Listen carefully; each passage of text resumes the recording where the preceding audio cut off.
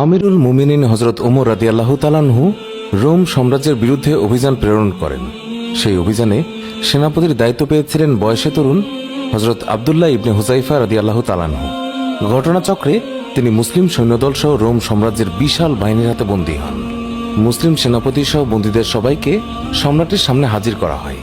সম্রাট ছিলেন খ্রিস্টিয়ান। রাজ দরবারে সম্রাটের সামনে হাজির করা হয়। সম্রাট ইসলামের সেনাপতিকে দুটি প্রস্তাব দেয়। তার প্রথমটি লোভনীয়, খ্রিস্টান ধর্ম গ্রহণ করে তার রাজত্বে অংশীদার হওয়া, আর অন্যটি ভয়ঙ্কর শাস্তির। রোম সম্রাট ঘোষণা করেন, তুমি যদি খ্রিস্টান ধর্ম গ্রহণ করো তবে আমি আমার রাজত্বে তোমাকে অংশীদার করব। সম্রাটের ধারণা ছিল মরুভাষী তরুণ সেনাপতি হয়তো অর্থ সম্পদ, প্রভাব ও ক্ষমতার লোভে তার প্রস্তাবে রাজি হয়ে যাবে। কিন্তু রোম সম্রাটের এই কথা জানা ছিল না। যিনি একবার বিশ্বনবী সাল্লাল্লাহু আলাইহি ওয়াসাল্লামের সান্নিধ্য লাভে ধন্য হন, পবিত্র কোরআনের আলো হৃদয়ে ধারণ করেন, সারা দুনিয়ার বিনিময়ে তাকে ইসলাম থেকে দূরে সরানো যাবে না। মুসলিম সেনাপতি হযরত আব্দুল্লাহ ইবনে হুযাইফা কোনো চিন্তা ভাবনা ছাড়াই দেরি না করে রোম সম্রাটের এই প্রস্তাব মুখের উপরে প্রত্যাখ্যান করে দেন। রোম সম্রাটের জন্য এটি ছিল মারাত্মক অপমানজনক বিষয়। রাগ, ক্ষোভ এবং লজ্জায় রোম সম্রাট মুসলিম সেনাপতিকে ফাঁসিতে ঝুলিয়ে এবং বর্ষা নিক্ষেপ করে বীভৎস মৃত্যুদণ্ড কার্যকরের নির্দেশ দেন। রাজ দরবারে চলছে পিন পতন নীরবতা। সম্রাটের নির্দেশে প্রস্তুত ফাঁসির মঞ্চ। নিয়ে আসা হলো মুসলিম সেনাপতিকে। মুসলিম সেনাপতির সামনে যখন কিছুক্ষণের মধ্যে মৃত্যু অপেক্ষা করছিল, তখনও মুসলিম সেনাপতি তেজ ও দীপ্ত ইমানে অটল, অবিচল। তিনি মুচকে হাসছিলেন এবং তার চোখ থেকে বেরিয়ে আসছিল অশ্রু। ভয়, অস্থিরতা, ব্যাকুলতা এবং দুশ্চিন্তার সামান্যতম চিহ্নও তার মাঝে নেই। সম্রাট সিদ্ধান্ত পরিবর্তন করলেন। তাকে অপমানিত করার শাস্তি হিসেবে ফাঁসি উপযুক্ত নয়, বরং আরও কঠোর ও কঠিন শাস্তি দিতে হবে, যা দেখে যে কারো হৃদয় কেঁপে উঠবে। নিশ্চিত জ্ঞান হারাবে সাধারণ মানুষ। সম্রাট পুনরায় নির্দেশ দিলেন, একটি বড় পাত্রে পানি গরম করো। নির্দেশ মোতাবেক পানি গরম করা শুরু হলো, আর তাতে বড় পাত্রে পানি আগুনের তাপে টকবক করতে শুরু করলো। মুসলিমদের এক সঙ্গীকে এই ফুটন্ত পানিতে ছেড়ে দেওয়া হলো। তাকে ফুটন্ত পানিতে ফেলার সঙ্গে সঙ্গে হাড় থেকে গোশতগুলো মুহূর্তেই খসে যায়। নির্যাতনের এই দৃশ্য মুসলিম সেনাপতি সহ সব সাথীরাই তা নিজ চোখে দেখে। তাতেও তাদের চেহারায় কোনো ভয় বা আতঙ্কের লেশ মাত্র নেই। সেনাপতি, তুমি তোমার সঙ্গীর বীভৎস নির্যাতন দেখলে এখনো সময় আছে।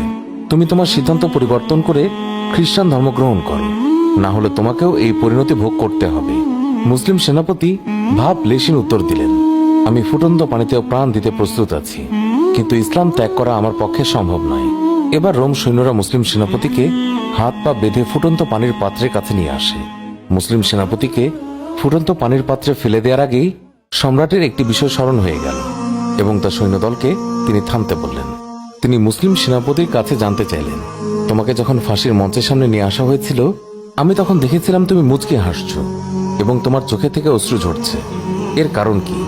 মুসলিম সেনাপতি বললেন, অত্যন্ত পরিতাপের বিষয় হলো আমার একটি মাত্র প্রাণ।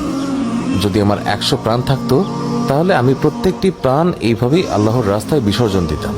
মুসলিম সেনাপতির এই অবাক করা উত্তরে রোম সম্রাট অবাক হলেন আর ভাবতে লাগলেন, সব আর মৃত্যুকে হাসি মুখে বরণ করে নেয়ার মানসিকতা সম্পন্ন ব্যক্তির মৃত্যু মোটেই সঠিক সিদ্ধান্ত নয়, বরং তাকে বাঁচিয়ে রাখাই শ্রেয়। সম্রাট নড়েচড়ে বসলেন এবং বললেন, হে মুসলিম সেনাপতি, তুমি আমার মস্তক চুম্বন করো, আমি তোমাকে মুক্ত করে দেব। মুসলিম সেনাপতি বললেন, হ্যাঁ, আমি মস্তকে চুম্বন করতে রাজি আছি, তবে শর্ত হলো শুধু আমাকে নয়, যদি আমার সব সাথীকে মুক্ত করে দেয়া হয় তবেই আমি এই প্রস্তাবে রাজি। মুসলিম সেনাপতির শর্তে রোম সম্রাট তিনি রাজি হয়ে গেলেন। শর্ত মেনে নেয়ার পর মুসলিম সেনাপতি রোম সম্রাটের মস্তকে চুম্বন করে সব সাথীদেরকে মুক্ত করে মদিনায় ফিরে আসলেন। এই ছিল তেজ দীপ্ত ইমানের অধিকারী হযরত আব্দুল্লাহ ইবনে হুযাইফা রাদিয়াল্লাহু তাআলা আনহু, যিনি বন্দী দশা শুরু থেকে শেষ পর্যন্ত শুধু নিজের ব্যাপারে লোভ বা শাস্তির ভয় করেননি, শুধুই নিজের সুবিধার কথাও ভাবেননি। ইসলামের মর্যাদা এবং সুমহান আদর্শকে তিনি ভুল লুণ্ঠিত করেননি। আল্লাহ ছাড়া কারো কাছে মাথা নত করেননি। অবশেষে মুসলিম সেনাপতি কাফেলা নিয়ে মদিনায় ফিরে আসলেন। আমিরুল মুমিনিন হযরত ওমর রাদিয়াল্লাহু তাআলা আনহুর কাছে রোম সম্রাটের সঙ্গে ঘটে যাওয়া সেই ঘটনার বর্ণনা দিলেন। আমিরুল মুমিনিন ঘটনা শুনে তিনি আব্দুল্লাহ ইবনে হুযাইফা রাদিয়াল্লাহু তাআলা আনহুর মস্তকে তিনি চুম্বন করলেন। হযরত আব্দুল্লাহ ইবনে হুযাইফার সুমহান আদর্শ এবং তার সমুন্নত ঈমান রোম সম্রাটের হিংস্র এবং কঠোর মনোভাবকেও সেদিন পরাভূত করেছিল, আর সেই ঈমানই মুসলিম উম্মার কামনা।